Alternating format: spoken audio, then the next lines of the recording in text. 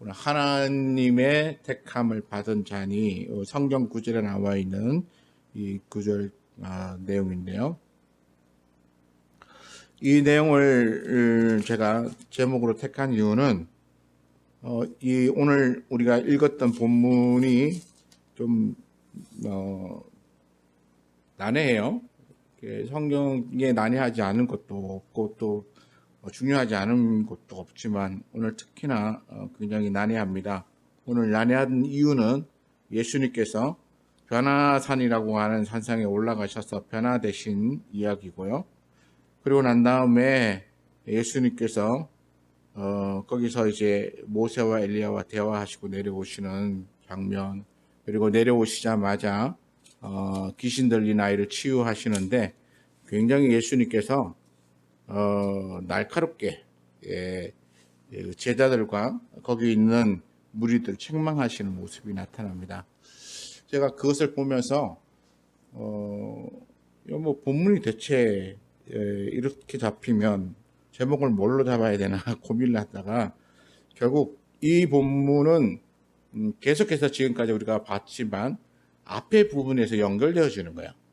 앞에서 연결되어져서 제가 전에 말했죠. 12명의 제자를 사도라고 특별하게 제자들 중에서 12명을 사도라고 택하여 세우시고 그들을 항상 주님 곁에 있게 하시고 그래서 예수님과 더불어서 항상 먹고 마시고 그 다음에 따라다니면서 예수님이 하는 일을 옆에서 돕고 하는 이런 일들을 하게 했어요. 그리고 난 다음에 어느 정도 기간이 지나니까 예수님께서 행하시는 많은 것들을 본 이 제자들이 나가서 뭘 합니까? 예수님으로부터 권능을 받고 나가서 전도를 해요.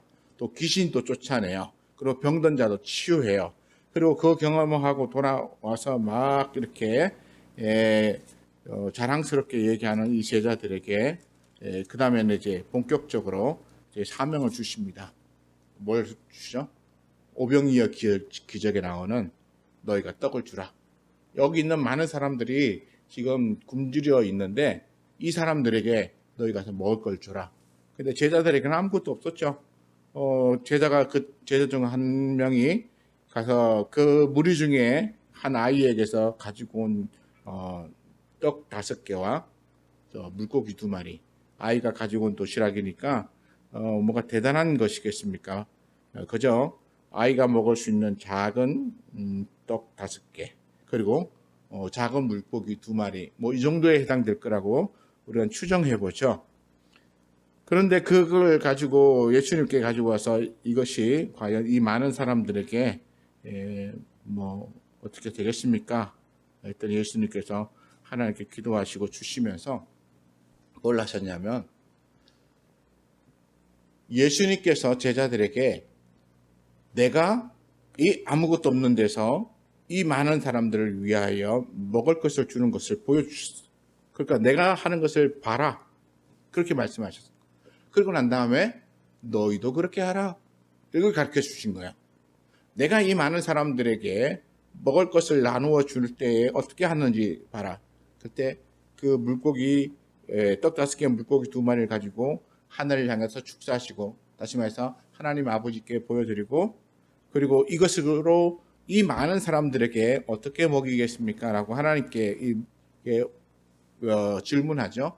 그리고 난 다음에 하나님께서 허락하셔서 그 떡을 떼어주는 순간 장정만 다시 말해서 남자만 5,000명이 먹고 12바구니가 남았어요. 그래서 뭐 12바구니가 남았느니 7강주리가 남았느니 저는 그건 소용없다고 생각해요. 뭐 12바구니 가지고 뭐 했다라는 얘기는 안 나오잖아요. 7강주리가 남았는데 7강주리로 뭐 했던 얘기는 안 나와요. 다만 증거는 뭐냐면 먹고 남을 만큼 풍성하게 그들에게 줬다는 거죠. 뭘로요? 이 어린아이 도시락에는 떡 5개와 물고기 2마리로. 그러니까 제자 너희들도 아버지 하나님 앞에 기도하고 너희가 나눠주면 줄 수 있다. 이제 실제적으로 훈련시키시는 거예요. 그러면서 하나씩 훈련시키시다가 그 다음에 뭘 하시냐면 우리가 지난주에 봤나요? 너희는 나를 누구라고 하느냐? 그러면서 제자들에게 자신이 누구인지를 제자들이 얼마나 인식하고 있는가를 이제 확인하세요. 처음에는 이렇게 물어보시죠. 무리들은 나를 뭐라고 하느냐? 이렇게 물어보세요. 무리들은 이렇게 말합니다. 이랬는데 그게 아니고 너희는 나를 누구라 하느냐가 우리 예수님에게 제일 중요한 거였어요. 그래서 예수님이 물으셨던 물음에 베드로가 이렇게 대답하죠. 주는 하나님의 그리스도이십니다. 이렇게 하나님으로부터 기름 부음 받아서 보냄을 받은 자입니다. 라고 하는 뜻이죠. 근데 우리가 마태복음 16장 16절에는 주는 그리스도시요 살아계신 하나님의 아들이십니다. 이렇게 말씀하세요. 그러니까 베드로가 예수님을 어떤 분으로 인식하는지를 확인을 하신 거예요. 그러고 난 다음에 이 베드로를 통해서 예수님께서 뭘 하시고자 했냐면 이제 그러한 신앙의 고백 위에다가 예수님께서 교회를 세우시려고 했어요. 그것은 교회, 다시 말해서 제자가 가지고 있는 이 믿음이 기초가 되어서 그들이 고백하고 있는 이 고백이 기초가 되어서 이제 전 세계를 향해서 복음이 증거되어져 가는 것이죠. 그러니까 이 베드로의 고백, 이것은 굉장히 중요한 거예요. 그것은 예수님이 떠난 다음에 예수님의 제자인 베드로와 그와 함께했던 또 다른 제자들이 믿음을 전파할 수 있는 근거가 되는 거예요. 그러니까 우리 신앙생활을 하는 사람들이 자기 고백이 분명히 있어야 되는 이유가 그거예요. 내가 믿는 예수님은 어떤 분이시다라고 하는 것이 확고하게 내 안에 있어야 돼요. 그게 없으면 있잖아요. 우리는 그냥 병 들었으니까 치료받으러 왔다가 돌아가는 무리, 그다음에 귀신 들렸으니까 왔다가 돌아가는 무리, 그리고 또 누군가가 막 유명하다 그러니까 나도 그냥 거기에 휩쓸려서 누군가 보자 이러고 왔다가 보고 가는 무리 중에 한 사람일 수 있어요. 그래서 그런 사람들은 신앙 고백을 어떻게 합니까? 예수님께서 물으셨죠. 제자들에게 사람들이 나를 누구라 하느냐? 그랬더니 제자들이 자기들이 이제 사람들에게서 들은 이야기를 합니다. 어떤 사람들은 세례 요한이라고 하고, 더러는 엘리야라고 하고, 더러는 옛 선지자 중에 한 사람이 살아났다고 또 말합니다. 그래서 여기서 중요한 게 뭐냐면 세례 요한, 엘리야 또는 선지자 중에 한 사람, 이 사람들은 구주가 아니에요. 세상을 구원하기 위해서 온 사람들이 아니죠. 이 사람들은 사람들이 선호하는 사람들 중에 하나예요. 선호하는 사람이 누굽니까? 그저 자신들 앞에 놀라운 이적을 베풀어주고 자신들의 병을 치료해 줄 수 있는 그런 어떤 자기의 피를 위해 어떤 체험을 줄 수 있는 그런 사람의 하나이지, 이 세례 요한이나 엘리야나 또는 선지자 중에 한 사람이 십자가를 지고 죽는 일도 없을 뿐만 아니라 이 사람들의 뒤를 따라서 또다시 십자가를 지고 죽어야 되는 그런 일을 감당해야 할 의무가 그 무리에게는 없는 거예요. 그러니까 이 무리들이 고백하는 이 고백과 제자의 고백은 달라요. 베드로의 고백은 주는 하나님의 그리스도이십니다 라고 말했던 그 물음, 또는 마태복음에서 말했던 주는 그리스도시요 하나님의 아들이십니다 라고 했던 고백은 예수님을 믿는 그 믿음이 이 베드로의 근본적으로 가득 차서 그 예수님의 뒤를 따라서 가겠다라고 하는 그런 확정적인 마음의 어떤 결단이 되는 거예요. 선지자 중에 하나라고 하는 말과 그리스도라고 하는 말은 완전히 다른 거예요. 보냄을 받은 자의 사명을 또 다시 감당해야 될 이 제자들은 바로 예수님께서 무엇을 하기 위해서 왔는지를 알아야 했고, 그리고 그 일에 대하여 제자들도 같이 감당해야 했던 아주 중요한 일이 그들에게 남아 있었던 거예요. 그래서 예수님께서는 제자들이 자신을 어떤 사람이라고 인식하고 있는가라고 하는 것이 굉장히 궁금했고, 베드로가 그렇게 대답하자 굉장히 많이 흡족해 하셨어요. 그리고는 그 다음에 하신 말씀 뭡니까? 누구든지 나를 따라오려거든 자기를 부인하고 날마다 제 십자가를 지고 나를 따를 것이니라. 그러니까 군중이 고백했던 고백으로는 이 말을 할 수 없어요. 그러나 베드로가 했던 이 고백으로는 이 말을 할 수 있어요. 네가 나를 주로 믿느냐? 그리고 세상에 구원할 자로 왔다는 하나님이 보낸 자라고 믿느냐? 그러면 내가 이제 22절에 나와 있는 인자가 많은 고난을 받고 장로들과 대제사장들과 서기관들에게 버림받아 죽음을 당하고 제3일에 살아나야 할 텐데 바로 이 길을 너희들도 따라와야 한다 라고 말합니다. 그러니까 우리의 신앙의 모습은 있잖아요. 주님의 길을 따라가는 거예요. 주님의 길을 따라가는 거예요. 그리고 주님이 말씀하셨던 것에 내가 순종해서 그대로 하는 거예요.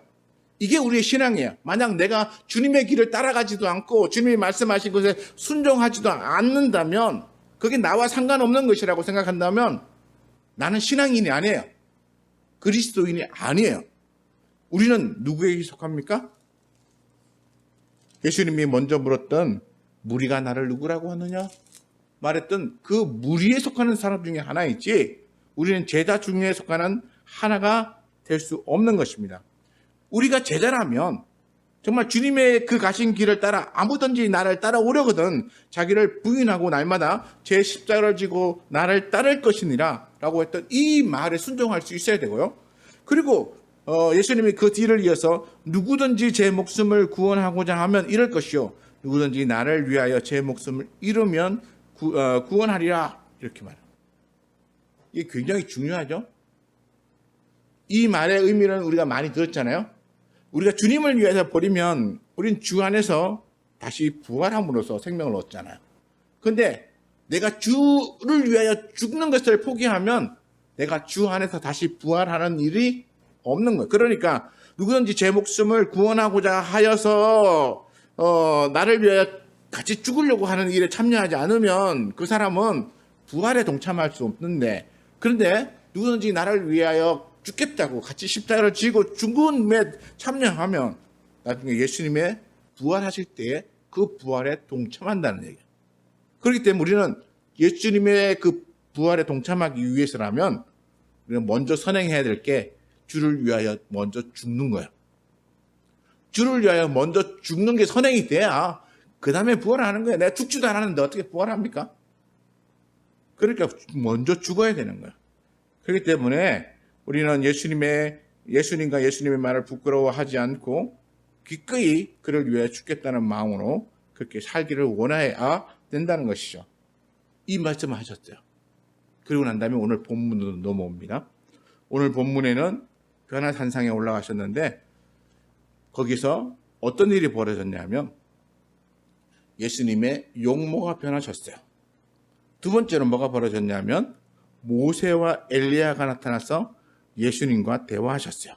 세 번째 무슨 일이 벌어졌냐면 이 세 사람이 대화하는데 그 대화의 내용이 어떤 것이었냐면 31절에 보니까 영광 중에 나타나서 장차 예수께서 예루살렘에서 별세하실 것을 말할 때 이 별세란 말은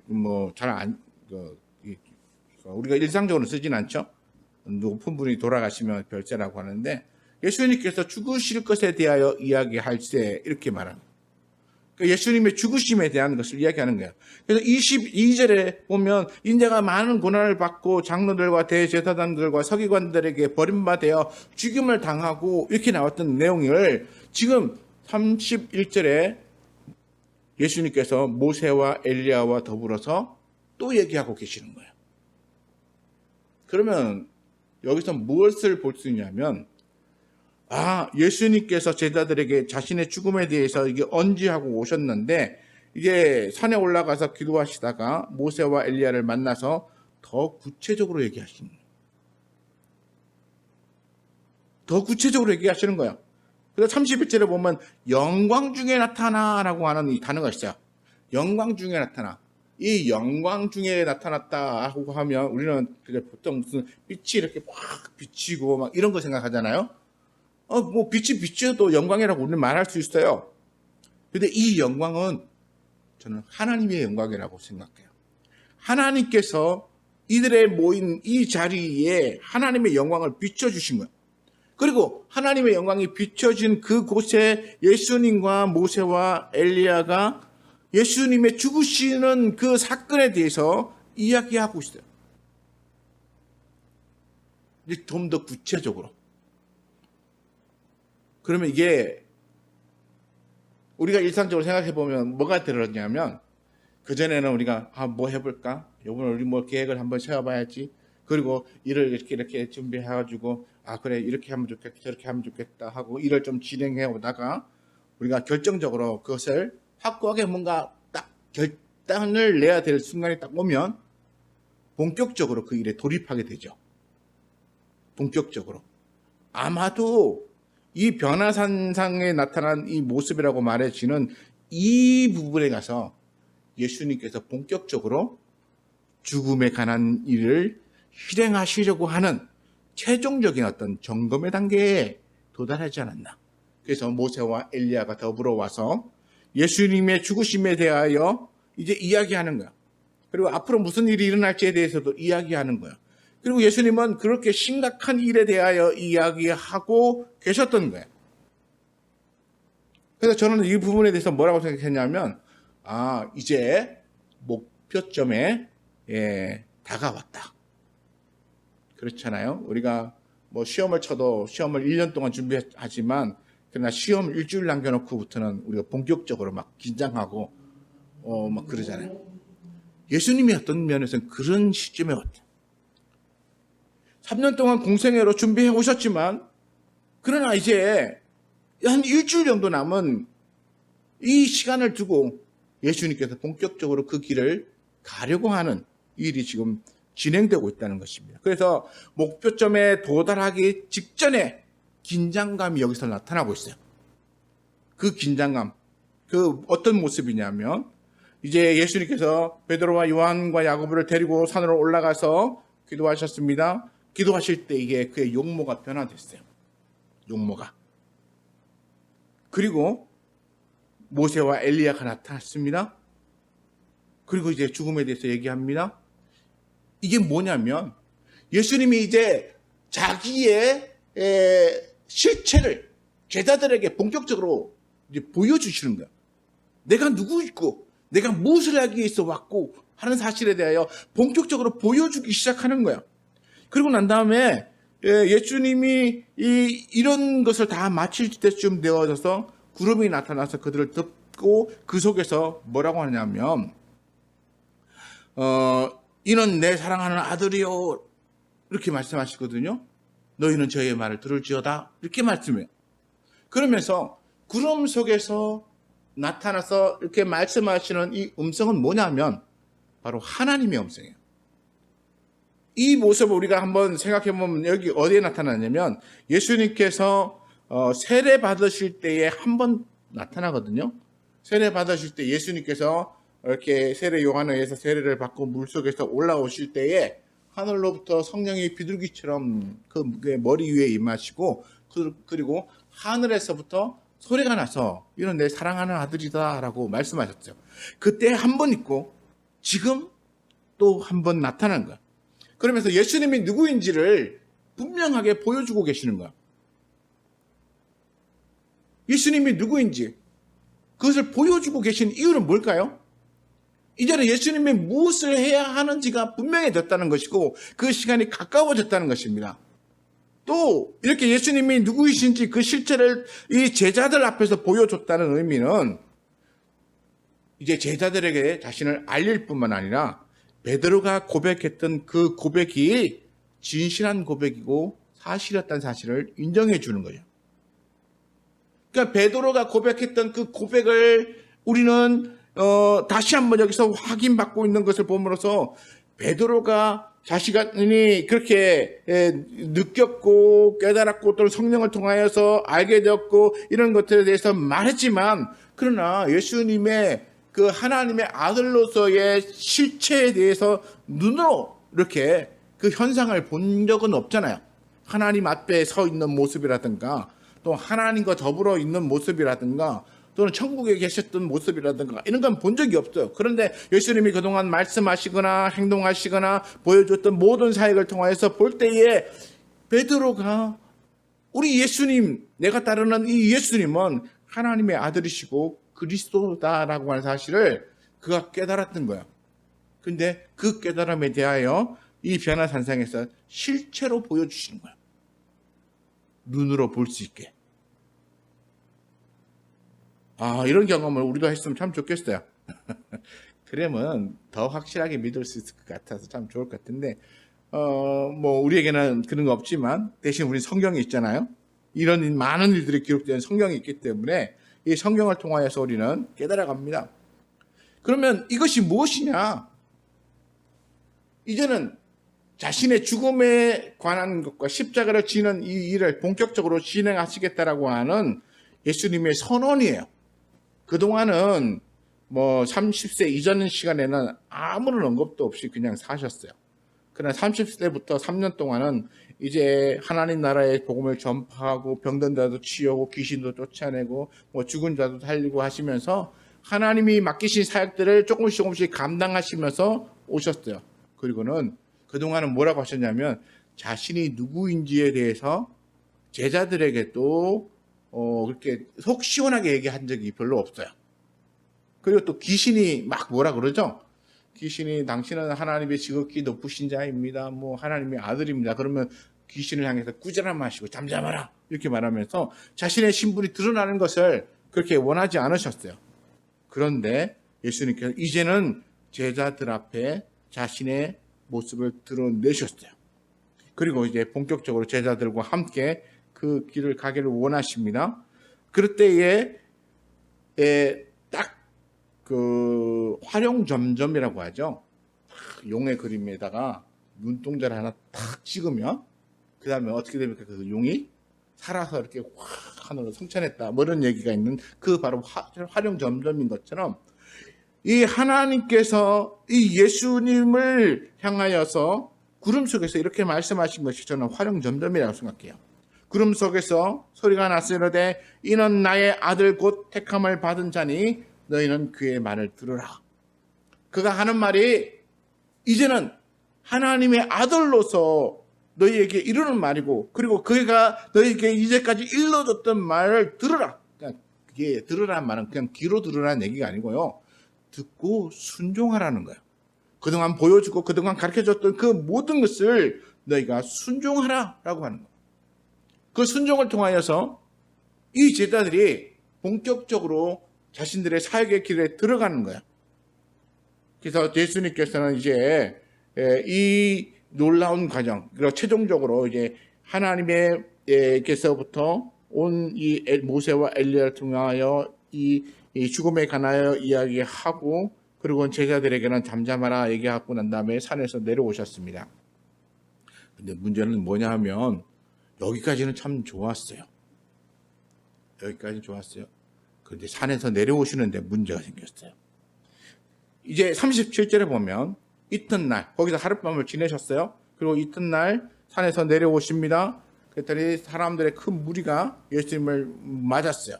이 예수님을 맞은 이 이유가 뭐냐면 한 사람이 자기 아들을 돌보고 있었는데 그 아들은 외아들이라고 합니다. 그런데 이 아들이 귀신이 들렸어요. 그래서 막 귀신이 이렇게 붙잡으면 막 경련을 일으키고 소리를 지르고 넘어지고 막 거품을 물고 그래요. 여기서 말하는 거품을 무는 것은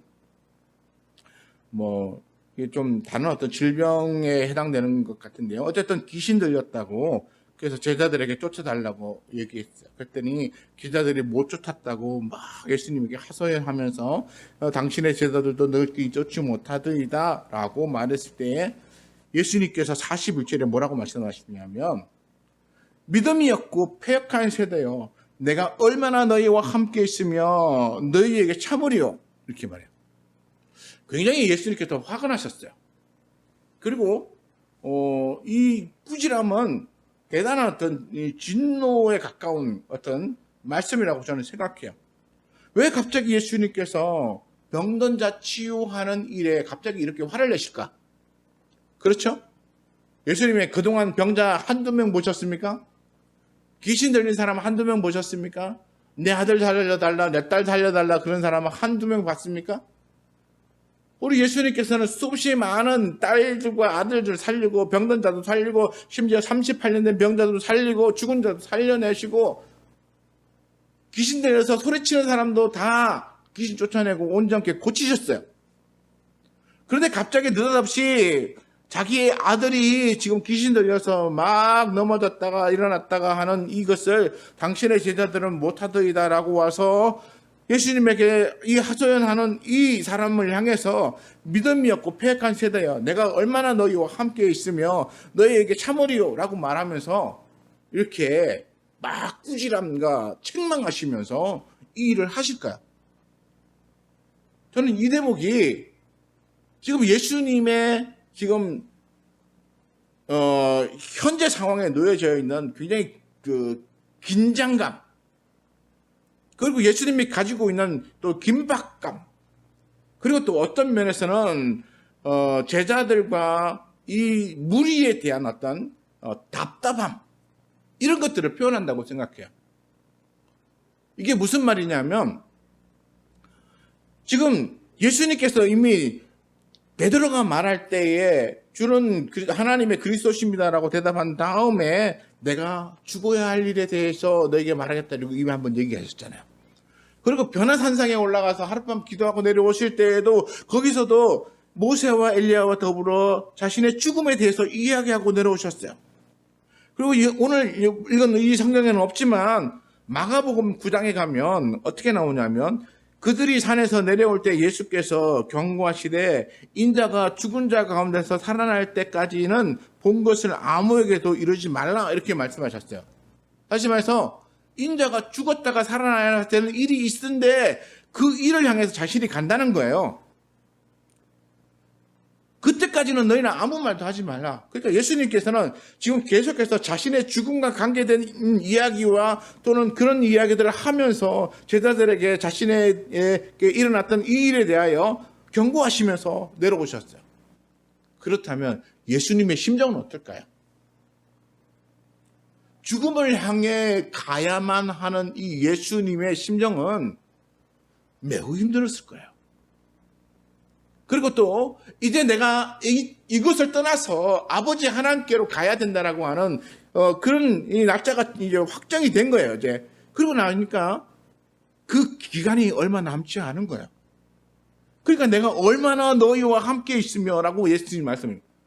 이제 너희하고 내가 같이 있는 시간이 얼마 남지 않았는데 너희는 왜 아직도 제대로 온전한 믿음을 갖지 못하고 이러느냐 라고 책망하는 거예요. 여러분 생각해 보세요. 여러분이 누군가에게 뭔가 일을 시키기 위해서 이렇게 지시를 했다고 생각해요. 여러분은 지금 급하게 어디를 가야 되고 그리고 여기 일을 해야 되는데 뭐 여러분의 아이들이나 아니면 직원이나 뭐 이런 사람이 이렇게 누군가에게 부탁했는데 그 사람에게 내가 가르치고 가면 이 사람이 이 일을 잘 해낼 거야 이러고는 그 사람에게 가르쳤어요. 그래서 가르치고 난 다음에 다시 확인했어요. 근데 제대로 모르는 거예요. 그 다음에 다시 또 가르쳤어요. 그리고 해보라 했더니 잘 못하는 거예요. 그래서 막 2번, 3번 가르쳤는데 못하면 여러분 어떻겠습니까? 이제 가야 될 시간은 얼마 안 남았는데 남아서 일을 맡아야 될 사람이 2번, 3번, 4번, 5번 가르쳐도 제대로 뭔 말인지 알아듣지도 못하고 그 일을 잘 못할 거고 있으면 그러면 가야 되는 여러분의 심령에서는 답답하죠? 내가 언제까지 여기서 붙어서 내가 너에게 이걸 가르쳐 줘야 되냐? 내가 지금 가야 되는데 내가 이런 긴박한 순간에 내가 지금 갈 시간이 얼마 안 남았는데 빨리 좀 깨우쳐봐. 그것도 못해? 우리가 그런 소리가 나올 수밖에 없잖아요. 예수님께서 제자들에게 지금 하시는 말씀이 그거예요.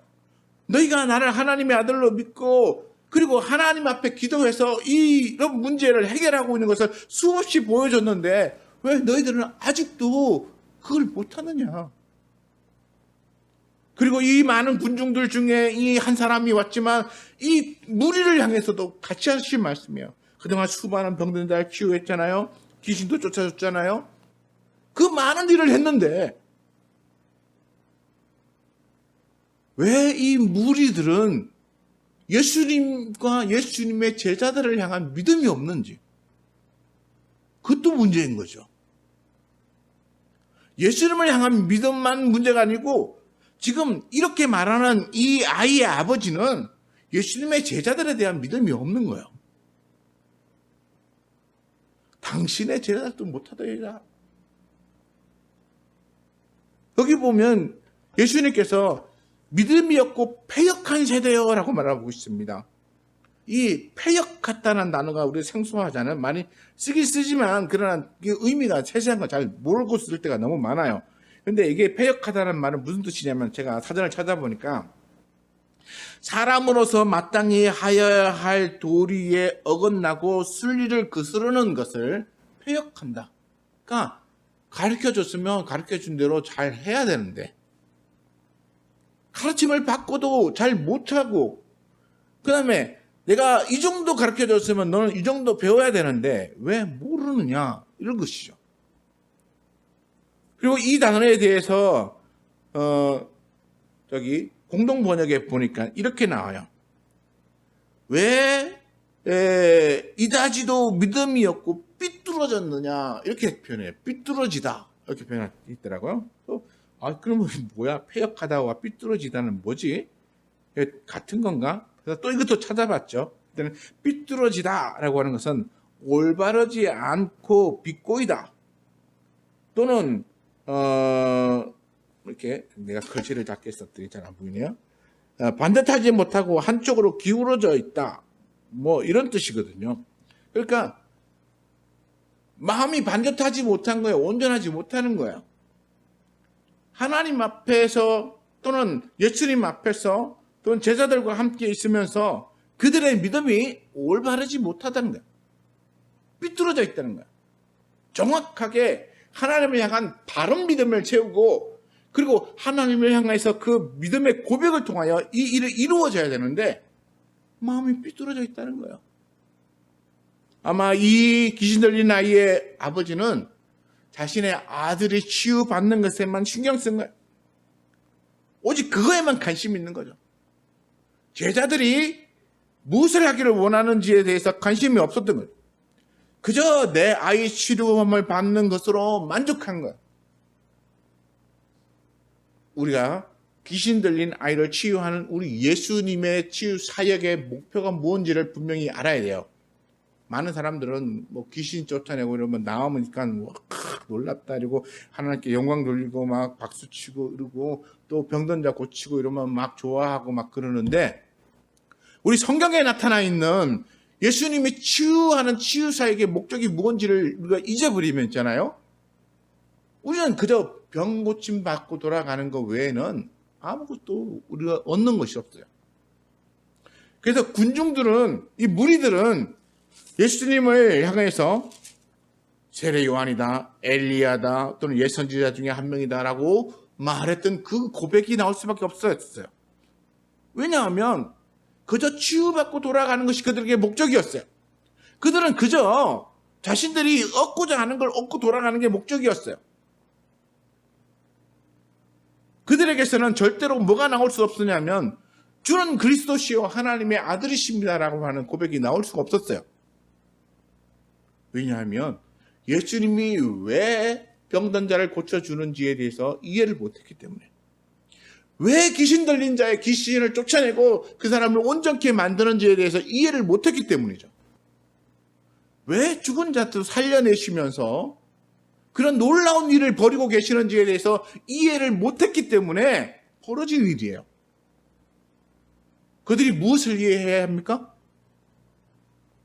우리 예수님께서 병든 자를 치유하신 이유는 하나님의 나라를 사람들에게 보여주고 하나님의 나라에 대한 소망을 사람들이 갖게 하기 위해서 병든 자의 치유를 보여주시는 거예요. 하나님 나라 가면 병든 자들이 다 회복되어질 것이다. 귀신 들려서 고통받는 자도 귀신들로부터 노임을 받고 평안을 누릴 것이다. 그리고 하나님 나라에는 죽음도 없고 눈물도 없고 이별도 없는 곳이라고 하는 사실을 예수님께서 치유 사역을 통해서 보여주신 것이었어요. 근데 사람들은 그저 자기의 아들이, 딸이, 그리고 자기의 가족이 귀신 쫓겨나고 치유받고 하는 것에만 너무 관심 있고, 그리고 그것만 딱 끝나면 그 다음부터는 더 이상 믿음의 발전을 가지려고 하지 않는다는 게 그게 굉장히 문제인 거예요. 오늘날 우리 한국에도 있잖아요. 치유사역 하는 데 가면 사람들이 막 바글바글 보여요. 그리고 또 이렇게 단정적으로 말하면 그렇지만 이게 여성 목회자들 중에 치유사역 하시겠다고 하시는 분들이 굉장히 많아요. 그래서 막 치유사역에 대하여 막 하다가 막 좋지 않은 일도 벌어지는데 사람들이 치유됨에 대하여 굉장한 관심이 많아요. 왜냐하면 현실적인 문제니까. 그런데 치유가 되면 있잖아요. 끝이에요. 또 사람들이 교회를 많이 나오는 이유 중에 하나가 뭔지 아십니까? 잘 살고 싶어요. 교회 나가면 부자 된다더라. 요즘도 계속 그렇게 전도하는지는 모르겠지만 그래서 교회 나가 기도하고 하나님께 응답받으면 복받으면 부자 돼라고 하는 말, 그 말에 사람들이 현혹되어져서 교회 나가서 부자 되려고 하는 사람들이 꽤 많아요. 그리고 간증하는 사람들의 얘기에 상당수가 그렇게 성공하고 부자 됐다는 얘기가 굉장히 많아요. 그러다 보니까 사람들의 관심이 내가 예수님께 와서 하나님 나라에 대한 소망을 붙잡고 하나님 나라에 대한 이 일을 따라가야 된다고 하는 것에 관심이 있는 게 아니고 내 현실적인 문제의 해결만 받고 그리고 그걸로 만족하려고 하는 사람들이 너무나 많다는 거예요. 그러니까 예수님께서는 지금 내가 떠나가야 되는데 이제 십자가를 지고 죽어야 되는 이제 마지막 순간이 이제 얼마 남지 않았는데 그런데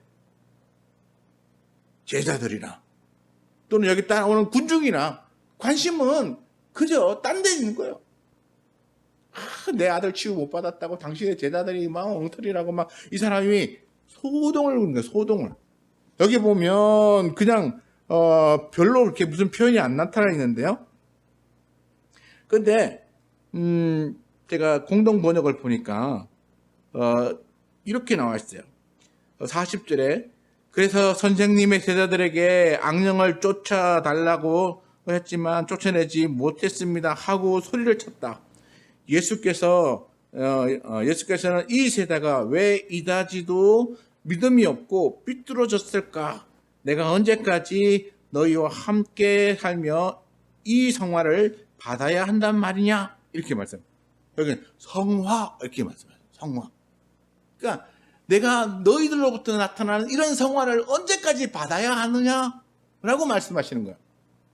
그러니까 이 귀신 들린 아이의 아버지가 막 예수님에게 와서 그냥 고운 말로 우리 성경은 개역 성경은 굉장히 점잖게 얘기하는 것 같잖아요. 막 엎드려서 막 이렇게 당신의 제자들에게 해달라고 그랬는데 당신의 제자들은 못 쫓아냅니다. 그러니 어떻게 해주십시오. 막 이렇게 되게 점잖게 얘기하는 것처럼 보이는데 이 공동 번역에 보니까 성화, 그 다음에 소리를 치다 이런 단어들이 나오는 거예요.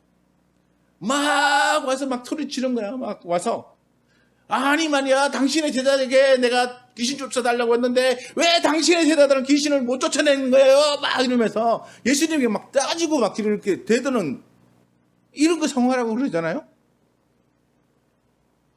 예수님을 향해서 병 고쳐달라고 와서 막 엎드려갖고 이렇게 해야 되는데 막 소리치고 성화를 내고 있는 이 사람들의 이 모습을 보면서 예수님께서 말씀하시는 거예요.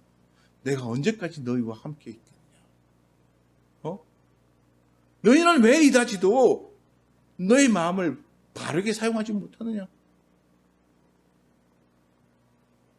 그리고 이 사람은 목적이 치유받고 그 치유를 통해서 하나님 나라를 경험하는 게 아니라 오직 자기 아들 하나 살려내는 거예요. 귀신 쫓아내갖고 온전히 하는 거예요. 당신의 제자가 못 쫓아내니까 당신이라도 좀 쫓아내 주시오. 뭐 이런 어떤 거 있잖아요.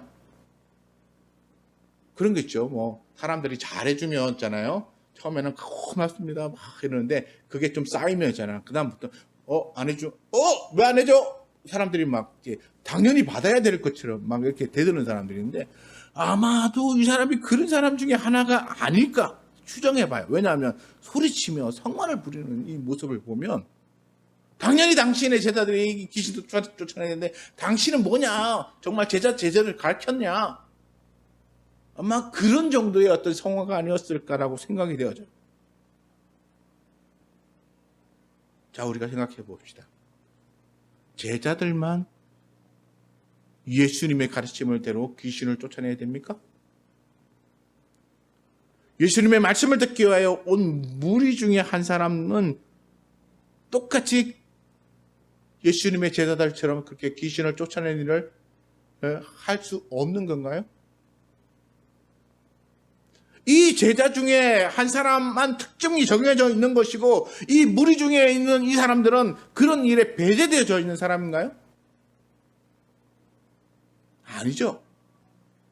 이 무리 중에 한 사람은 이 귀신 들린 아이의 아버지도 똑같이 같이 제자들처럼 기도해서 귀신을 쫓아내어야 하는 사람 중에 한 사람인 거예요. 그런데 이 사람은 전혀 자신의 믿음을 사용할 생각이 없는 거예요. 전혀 자신의 믿음을 자신의 능력으로 드러내고 이렇게 사용할 마음이 없는 거예요. 그리고 누구에게 떠넘깁니까? 제자들에게 떠넘기고 예수님에게 떠넘기고 그리고 모든 것을 다 떠넘기는 것으로 해결하려고 하는 사람. 몰라요, 우리도 너무 많이 그러는 거 아닌가, 우리도. 우리 자신도 한번 돌아봐야 돼요. 왜냐하면 우리도 하나님께 기도하고 예수님 믿는 믿음으로 사는데 우리의 책임을 어떤 목회자들에게 떠넘기고 그리고 나는 그게 책임이 없는 사람처럼 행동하는 사람은 아닌가? 일부 특정한 사람들에게 우리는 책임을 다 떠넘기고 나는 거기에서 배제되고 나는 그저 당신이 못한다고만 지적할 수 있는 그런 자리에 있는 사람이라고 생각하는가?